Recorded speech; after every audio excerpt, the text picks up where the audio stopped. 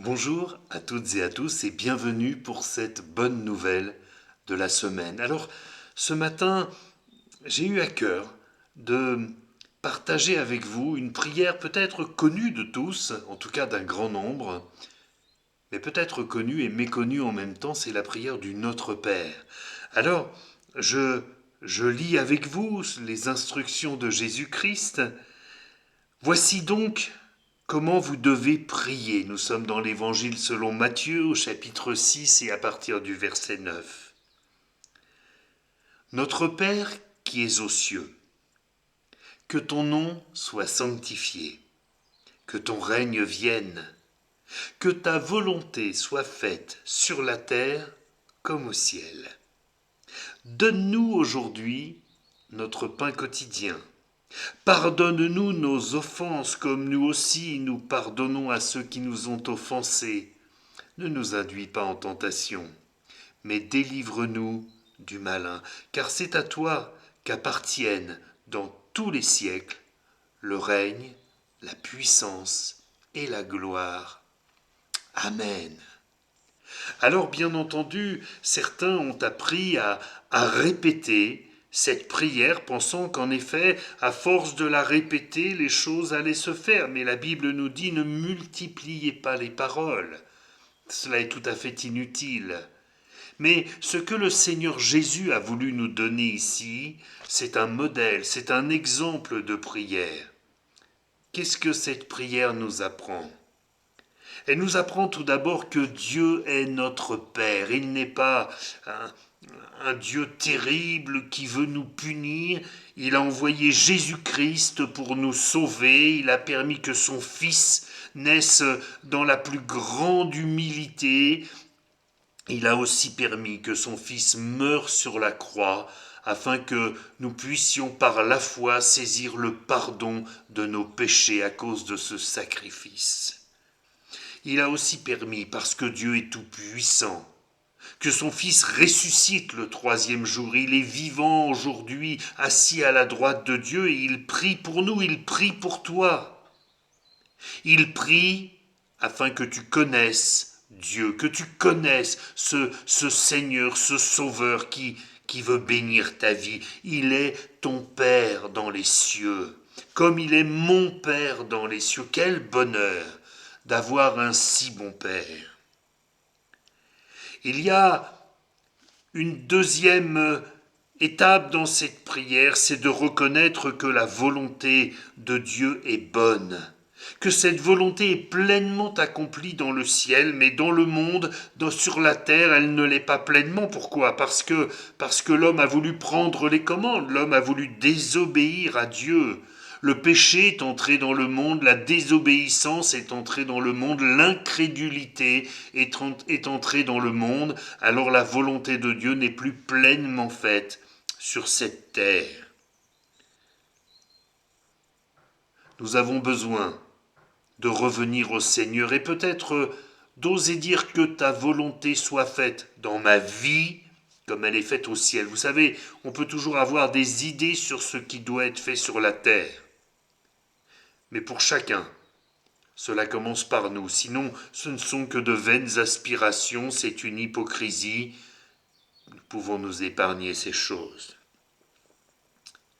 Une fois que la volonté de Dieu est faite dans nos vies, alors nous pouvons dire « Donne-nous aujourd'hui notre pain quotidien », c'est-à-dire reconnaître avec foi que Dieu est celui qui pourvoit à tous nos besoins, bien sûr nos besoins spirituels, mais aussi nos besoins temporels. Nous avons besoin de manger, Dieu le sait, nous avons besoin de boire, Dieu le sait, nous avons besoin de respirer, Dieu le sait, nous avons besoin de nous sentir aimés, Dieu nous aime, alléluia.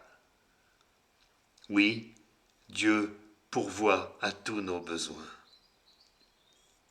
Ah, nous entrons ensuite dans quelque chose de tellement important. Pardonne-nous nos offenses, mais pas n'importe comment, comme nous aussi, nous pardonnons à ceux qui nous ont offensés. La justice de Dieu.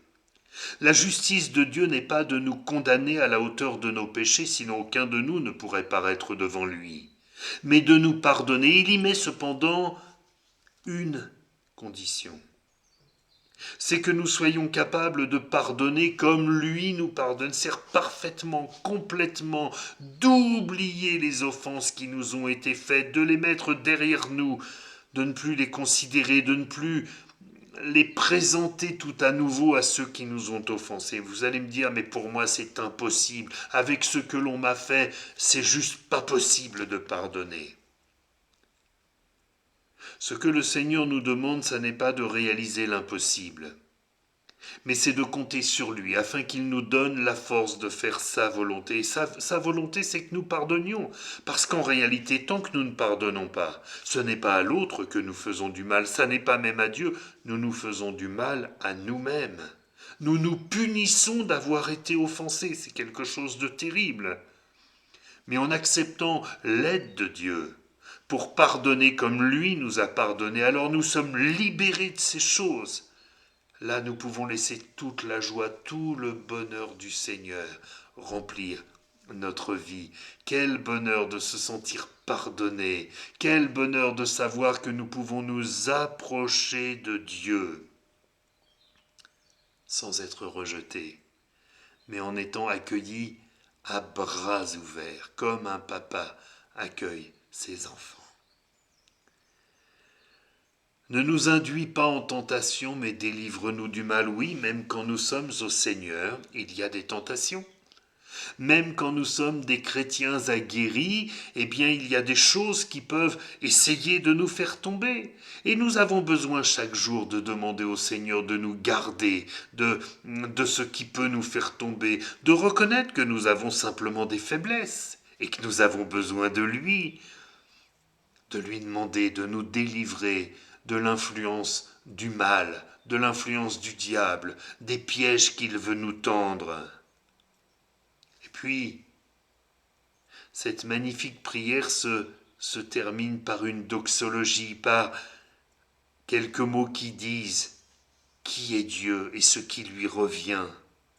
C'est à toi qu'appartiennent dans tous les siècles des siècles la puissance et la gloire. Amen. Oui, Dieu est glorieux. Dieu est tout-puissant. Ça veut dire que face à tes difficultés, face à ta situation, ne crains pas que Dieu ne puisse agir, que Dieu soit comme bloqué. Si toi tu lui donnes tout ton cœur, si toi tu lui donnes toute ta vie, alors rien ne peut l'empêcher d'agir en toi, de te délivrer, de te bénir. Alors, je voudrais relire cette prière.